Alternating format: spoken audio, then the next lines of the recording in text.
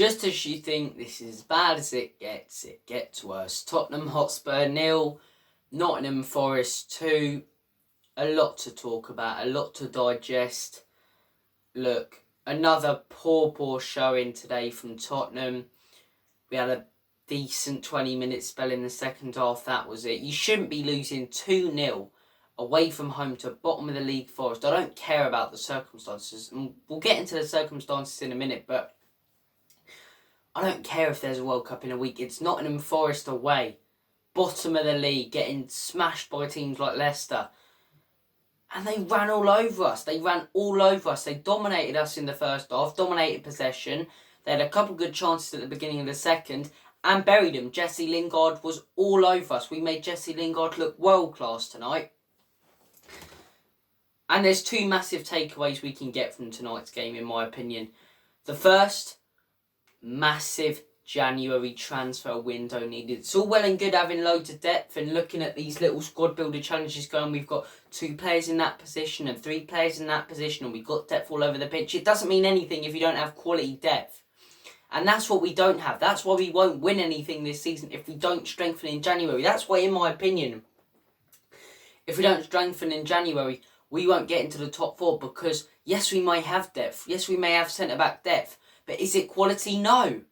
No, it bloody isn't. Romero gets a little injury and all of a sudden we've got Diaz, Sanchez and Longley as our back 3. One of them gets an injury, Davies comes in and we're back where we were at the beginning of the Jose era. It's all well and good having depth and looking at these little squad builders going 3 players in every position. But let's have some quality depth. This is why Man City do well every season in the league. This is why Liverpool win cups and do well. This is why Chelsea do well and win trophies, because they have quality depth. And the owners need to back this manager in January. People who said, I said the summer window was good. I believe I've been proven wrong with that. I'll admit I was wrong with that. It started well, yet we still didn't strengthen in the positions we needed to. We didn't strengthen at centre-back and we didn't strengthen at right-back. And that's costing us this season massively. I'm sick of it. I just want to be happy about my football club. Watch some good football. And I can't because these shit players every day. Players like Dyer and Sanchez who just don't care. They really don't care. Just couldn't give a toss about us fans who invest our money and our time supporting and loving this football club. And how do they repay us? With poor performances like today. It's down to the players, but it's also down to the owners. The owners, people go, how are the owners linked with today's loss? And when we put in another bad performance, how are the owners linked with that? Because they're the ones who are not investing in new top players. And I see people blaming Antonio Conte for constantly picking these crap players. Maybe he could pick Spence over Real. Maybe he could change up a couple of centre-back options. But give him quality players, and I guarantee you will put him straight in there. Give him a quality right-back, he'll put him straight in there. People criticising Antonio Conte for his squad selections. Look at the team he's got. And you're criticising him for his squad selections. He's got crap to work with. He's got a couple of world-class players in Kane's son. Some quality players in Kulusevski, Bentancur, Hugo Lloris at times and Romero. And the rest aren't good enough. They're really not good enough. Højbjerg can be alright. The rest just don't step up to the plate. They really don't. And you've got to be looking at that January transfer window now going, we need one like we did last season. We need to bring in 2 players, a right back and a centre back, who are going to improve the starting 11. None of this depth bollocks on the bench, right? Players to improve the starting 11. Because what we sign in depth for, depth as a backup to Emerson Royale, depth as a backup to Ben Davies. You know? And to be honest, tonight's what we needed. We needed a humbling like that. We needed a loss like that to maybe knock some sense into this thick owner and these stupid players and hopefully wake them up a bit in January. Hopefully we come back in January ready to go. I don't know what it's going to be like after that World Cup. It's going to be like nothing ever before. But we need investment. We need to bring in players in January. Big time.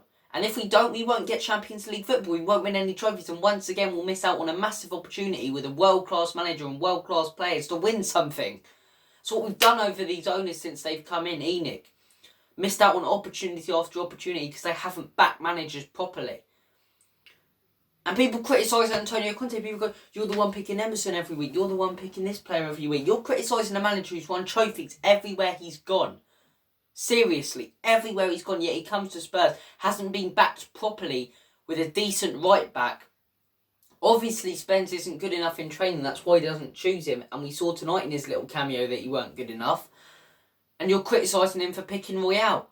Give him a Carrasco or someone and he won't pick Royale. It's that simple. If you want to take out your anger on anyone, don't take it out on Antonio Conte. Take it out on these owners.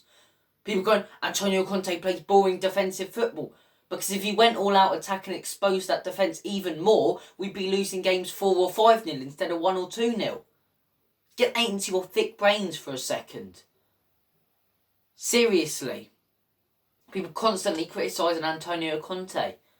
What more can he do with some of these shit players? And if we don't invest in January, we don't get Champions League football or win the trophy, Kane probably goes. Then Conte probably goes. And then we're in a crisis all because the owners have missed out on a massive opportunity. Some people may say I'm overreacting. I think that's what it honestly is. I think we've got an opportunity with this club. Tonight was a chance to get through and maybe succeed in a competition where there is a trophy at stake. And once again, we've bottled it. We've done the most Tottenham thing and we've lost. And that's a trophy opportunity gone. Everyone going, Spurs will win the trophy under Antonio Conte this season. Will we? Will we really? City will go on and win the Carabao Cup now. It's almost guaranteed. The FA Cup, I mean, we're not going to win it if we can't beat Nottingham bloody Forest. Premier League, do me a favour. Champions League, let's not take the piss here. Like, yes, we're fourth in the league. And through to the round of 16, that's all well and good. But it's still papering over the cracks. Conte's overachieving with these crap players. How can people not understand that? Yet they want to criticise the manager. It's ridiculous. That's the first thing I wanted to get off my chest. The second thing I wanted to discuss. Players checking out. World-class players in the team, in Arsenal's team, in Chelsea's team, checking out because they're worried about the World Cup. And I can understand that. People go, oh, give everything for the badge. I get that. But I understand players. It's like, hang on. You're a week away from a massive World Cup. You only get an opportunity every 4 years. Some of these players like Perisic, and you're going to have a go at players like Perisic for not giving his all when this could be his last opportunity to play in a World Cup for his country. That's moronic, but it goes to show that this placement in this World Cup is going to mess up this season big time. When we get back from the World Cup, as I say, we don't know what it's going to be like. There could be injuries everywhere. It could be like the start to a new season. And heading into it, it's ruining this season's Premier League. This season's Premier League that, as much as it's painful to me, has an opportunity to be something special. Arsenal contending for the title, City going for it. And it's been ruined because players aren't giving their all because they're worried about the World Cup when they get back from the World Cup. I don't know what it's going to be like. A player's going to be upset if they've been knocked out. You know, a player's going to be careless if they've won it. The amount of games this season, there's no consideration for the players.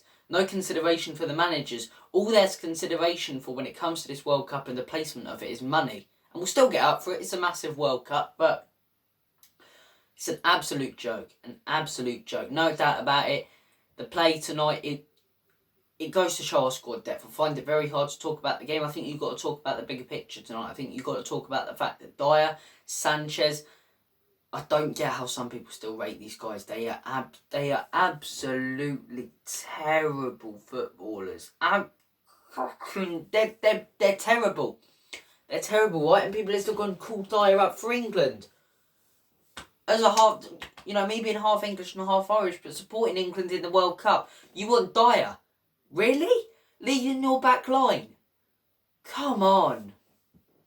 It's insane. Absolutely insane. And look, it does cheer me up a little bit that Arsenal have got pummeled tonight. It does cheer me up that Chelsea are probably going to lose. I don't know, I'm recording this video during the end of that game. And it does cheer me up that Blackburn have just scored, as it popped up on my video, a last minute equaliser. But